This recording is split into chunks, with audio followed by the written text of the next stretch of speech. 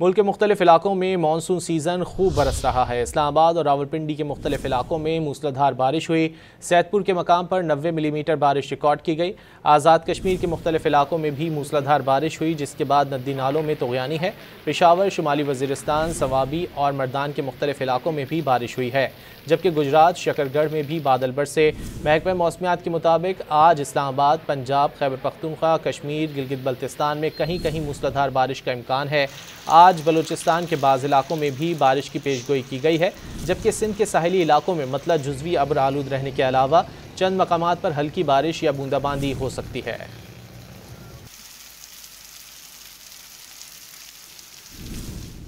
महकमा मौसमियात के मुताबिक आज इस्लामाबाद, पंजाब, खैबर पख्तूनख्वा, कश्मीर, गिलगित बल्तिस्तान में कहीं कहीं मूसलाधार बारिश का इम्कान है।